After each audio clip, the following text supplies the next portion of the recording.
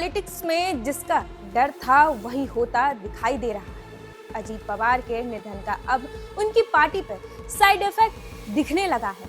अजीत पवार के जाते ही एनसीपी दो टुकड़ों में बटी नजर आ रही है। सूत्रों का कहना है कि अजीत पवार की एनसीपी अब दो गुटों में बट गई है। जी हाँ, आप सही सुन रहे हैं, जिसके साथ ही बीजेपी की टेंशन बढ़ गई है। जिसके साथ सबसे बड़ा सवाल अब ये उठने लगा है कि आखिर महाराष्ट्र की राजनीति का कैलकुलेशन क्या होने वाला है और साथ ही क्यों बीजेपी की टेंशन आखिर इतनी बढ़ गई है। सारे सवालों का जवाब देंगे, लेकिन उससे पहले आर्यन टीवी नेशनल को सब्सक्राइब कर लें।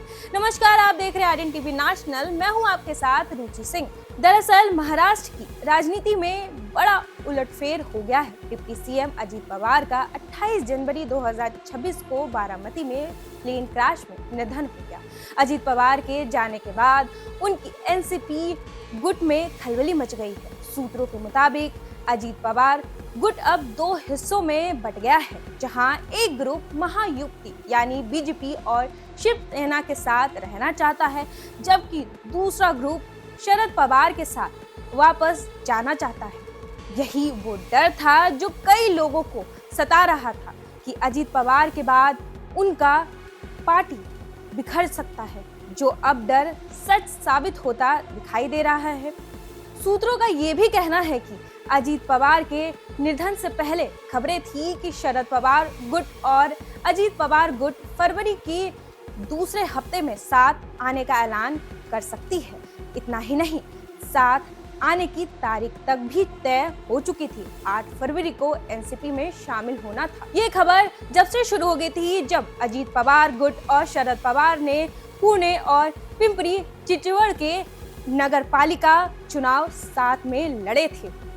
अब बात करते हैं कि आखिर क्यों बीजेपी की टेंशन बढ़ गई है। दरअसल सूत्रों का कहना है कि दोनों के साथ आने की पूरी तैयारी भी हो चुकी थी, मगर अचानक अजीत पवार के निधन के बाद सब कुछ एक बार फिर से बिखर गया है। अब सवाल है कि आखिर भाजपा क्या चाहती है। सूत्रों का कहना है कि बीजेपी चाहती है कि अजीत पवार गुट उनके साथ यानी महायुति के साथ बनी रहे, क्योंकि भाजपा को लगता है कि अगर अजीत पवार गुट महायुति से बाहर हो जाता है तो एकनाथ शिंदे की शिवसेना का बल बढ़ जाएगा।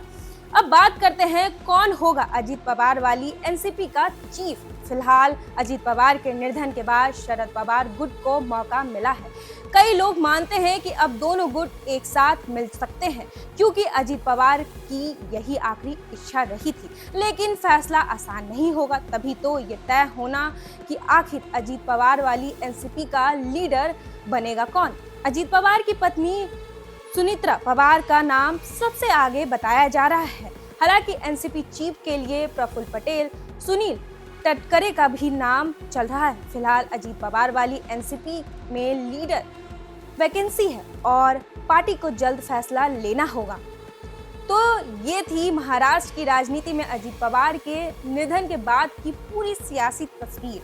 देखना ये होगा कि एनसीपी में अगला कदम क्या होता है और बीजेपी की टेंशन कितनी बढ़ती है। इस पूरी खबर को लेकर आप क्या सोचते हैं? अपनी राय हमें कमेंट सेक्शन में जरूर बताइएगा और साथ ही और भी अपडेट्स के लिए जुड़े रहें।